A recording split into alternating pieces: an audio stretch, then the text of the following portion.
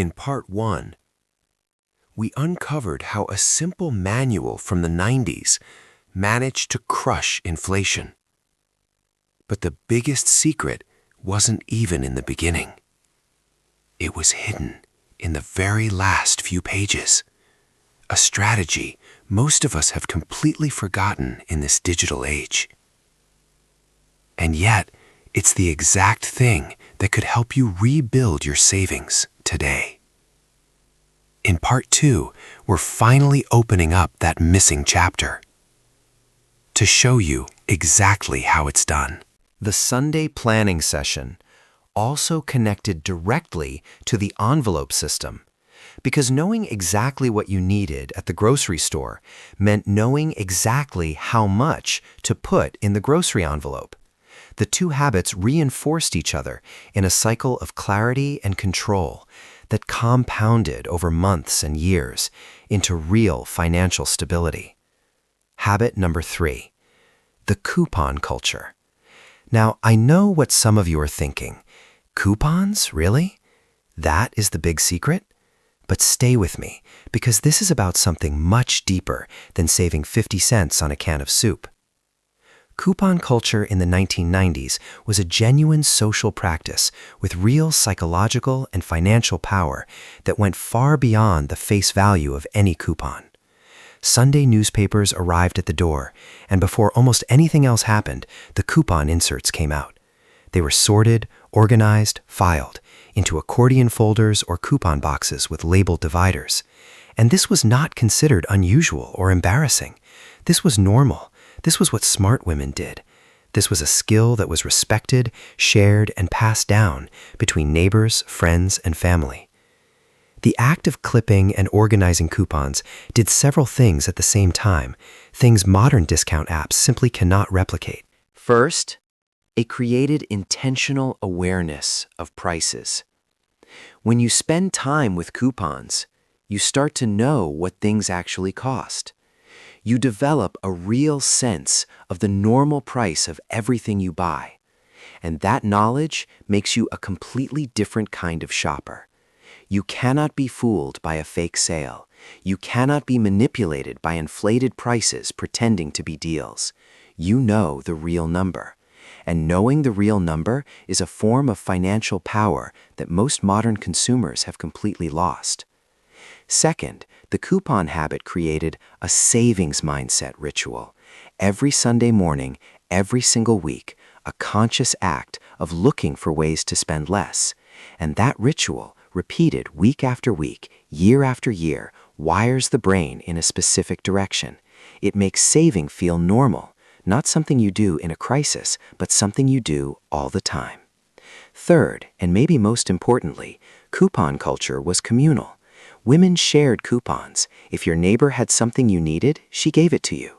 If you bought extra, you shared it with the family down the street. And this created a web of mutual support. It cost nothing and saved everyone real money every single month.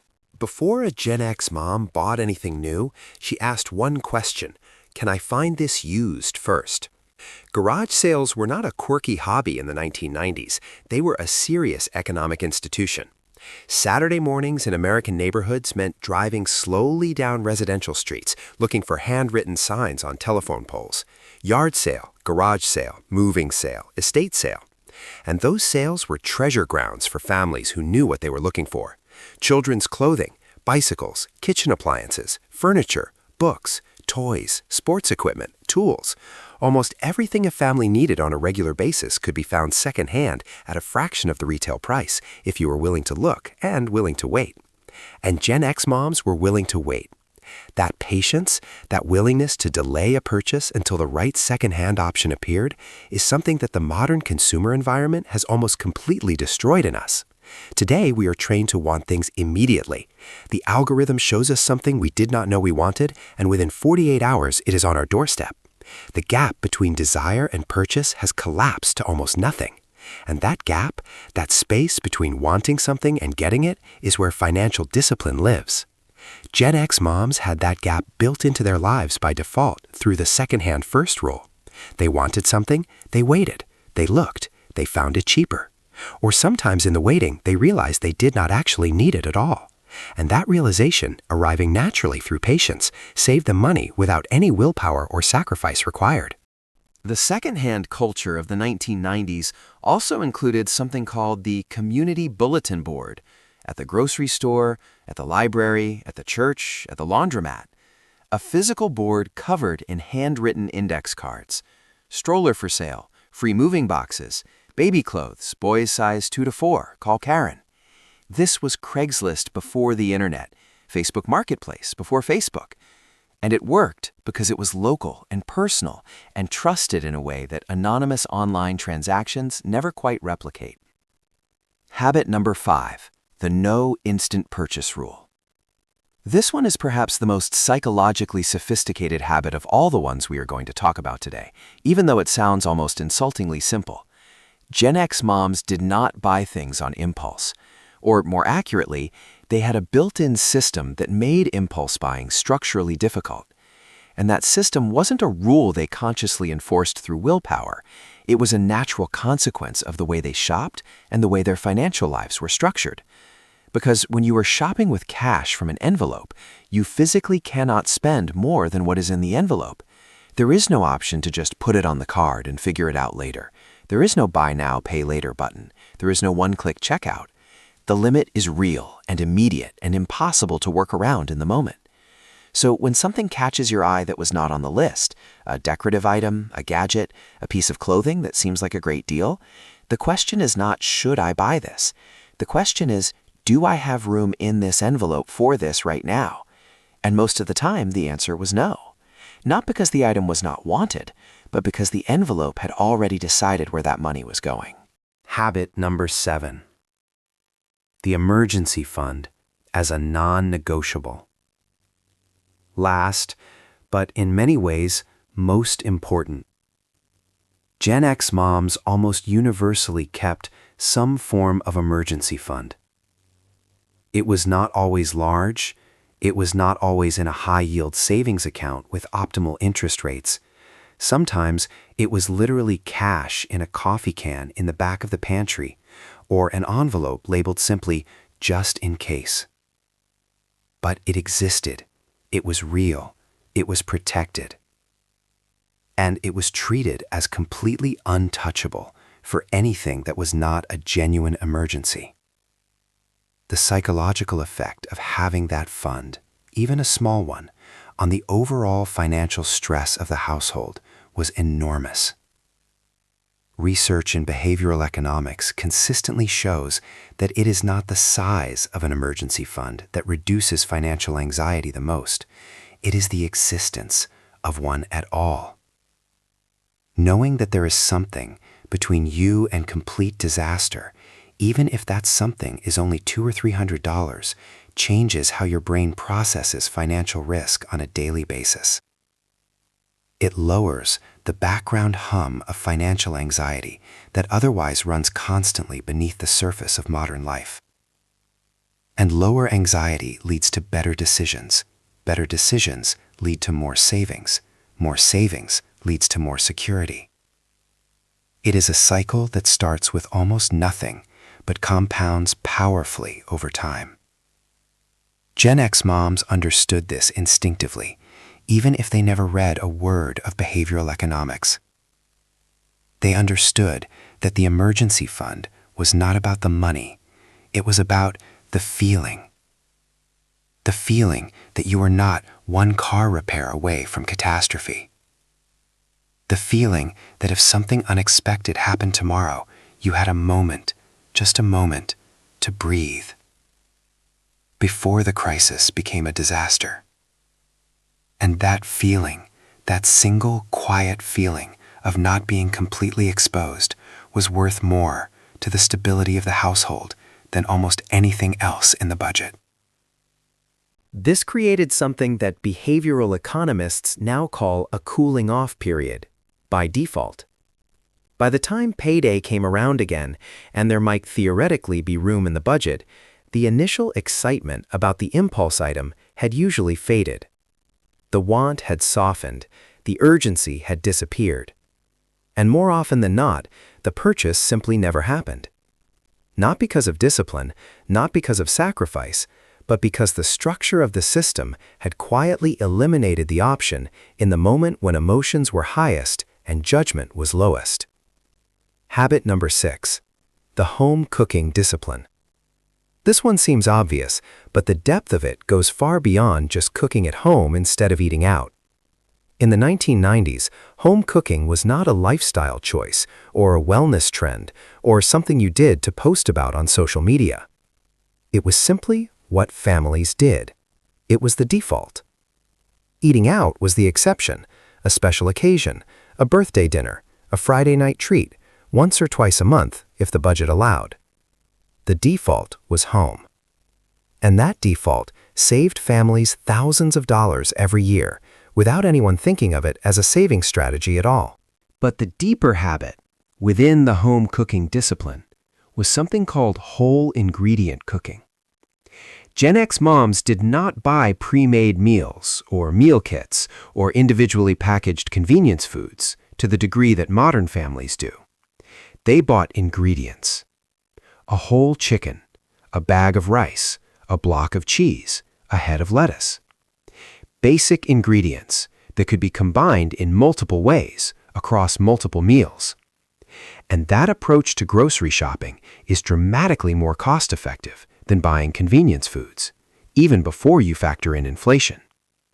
A whole chicken bought in 1995 became roast chicken for dinner on Monday, chicken sandwiches for lunch on Tuesday, chicken soup using the carcass and bones on Wednesday. 3 meals from one purchase. That kind of ingredient stretching, that ability to look at a raw ingredient and see multiple future meals, was a skill that lived in the hands and the muscle memory of an entire generation of women. And it is a skill that has largely been lost. Not because modern women are lazy or less capable, but because the food industry spent 30 years engineering convenience products specifically designed to make that skill feel unnecessary. And in doing so, they quietly transferred hundreds of dollars a month from family budgets into corporate profits. So here we are. We have traveled back through time together. Back to those kitchens. Back to those Sunday mornings with the newspaper spread across the table, with the coupon scissors and the grocery lists written in careful handwriting. Back to those little white envelopes in the kitchen drawer, with words written in pen that meant something real. Back to the whole chicken, and the leftover soup, and the garage sale bicycle, and the coffee can in the back of the pantry that nobody touched unless things got truly serious. And I want to ask you something before we close. Does any of that feel familiar to you? Because I think for most of us watching this right now, there is a specific memory that surfaced somewhere during this video. Maybe it was your mother, maybe it was your grandmother, maybe it was an aunt or a neighbor or a family friend. Some woman in your life who just seemed to have it together financially in a way that felt almost mysterious at the time. She was not rich. She was not lucky. She did not have some secret advantage that other people lacked. She had a system, a quiet, invisible system built from habits so simple, so human, that they did not even feel like habits. They just felt like life. And somewhere between then and now, we stopped living that way. Not because we became less capable, not because we became less intelligent or less hardworking. We stopped living that way because the world around us changed, in ways specifically designed to pull us away from those habits. Every piece of modern financial technology, every app, every contactless payment, every one-click checkout, every subscription that renews silently in the background, every buy now, pay later option that makes a $200 purchase feel like $40. Every single one of those things was engineered by very smart people to remove the friction from spending, to eliminate the pause, to make money leave your hands without you ever really feeling it go. And they succeeded.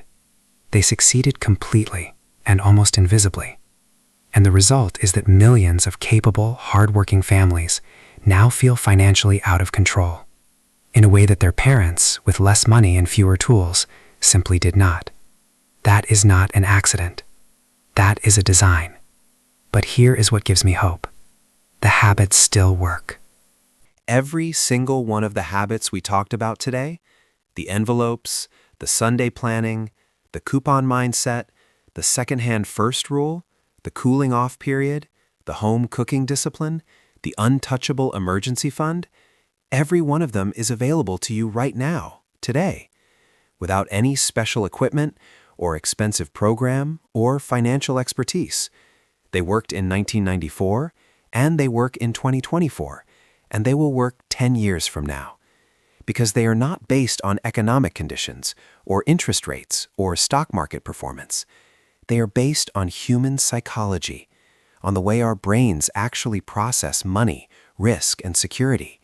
And human psychology has not changed. What has changed is this.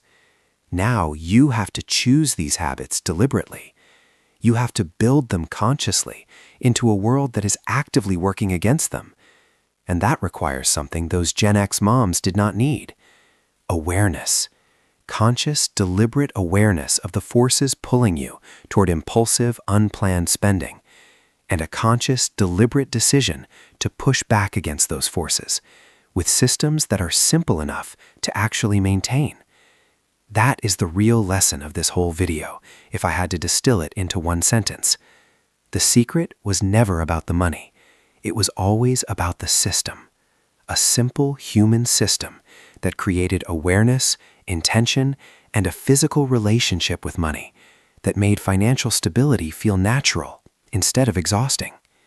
And the women who built and maintained those systems, quietly, consistently, without any recognition or applause, gave their family something that cannot be measured in dollars. They gave them the feeling that everything was going to be okay. That feeling of security, that feeling of calm, that background sense that the household was being held together by capable hands that knew what they were doing. That feeling is what we are really chasing when we talk about financial stability. Not a number in an account, not a perfect credit score, not a portfolio or a passive income stream or a side hustle bringing in extra revenue. Just that feeling. That quiet, steady feeling that things are going to be okay. And it is more available to you than you think. It starts with a piece of paper and a pen and a decision made at the beginning of the month about where your money is going before it arrives.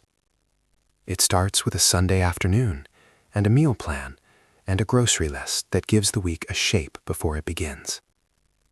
It starts with a pause. One deliberate pause before a purchase that was not planned. One moment of asking, is this in the envelope? One small act of bringing awareness back to a transaction that would otherwise happen automatically and invisibly. It starts small, it compounds quietly, and over months and years, it builds into something that feels exactly like what those Gen X moms had. Calm, steady, enough. Because enough, real enough, felt enough, lived enough, is not a number. It is a practice. And it is a practice you can start today. Not perfectly, not all at once, but in the same way those moms started. One envelope at a time, one Sunday plan at a time, one deliberate, patient, intentional decision at a time. That is the inheritance they left us, and it is not too late to claim it. Take a moment right now, not later, right now, and think about one habit from this video that resonated with you most deeply. Just one. Maybe it was the envelope system. Maybe it was the Sunday meal planning session. Maybe it was the idea of rebuilding that emergency fund, even if you start with just $20. Whatever it was, write it down.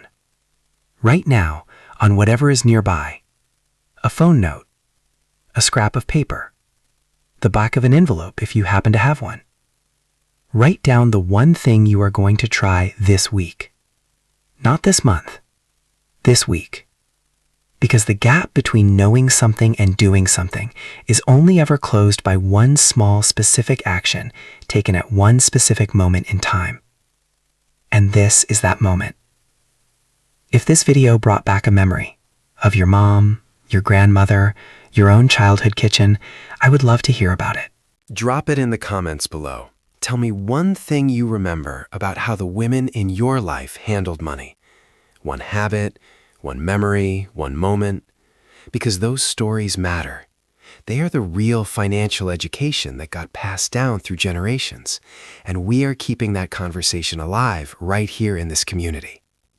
And if you know someone, a friend, a sister, a daughter, anyone, who is lying awake at night worrying about money and feeling like no matter how hard they try, it never quite comes together, share this video with them. Not because it has all the answers, but because sometimes what a person needs most when they are in that place is not more information. It is a reminder that it has been done before, that women with less figured it out, that the system exists, that calm is possible, that enough is achievable. Share it with someone who needs to hear that today. And before you go, one question, just one. Do you think we are genuinely better off today with all of our financial technology and digital tools and instant access to everything? Or did we lose something real, important, and quietly irreplaceable somewhere along the way? Leave your answer below, because I think this conversation is one worth having, and I will see you in the next one.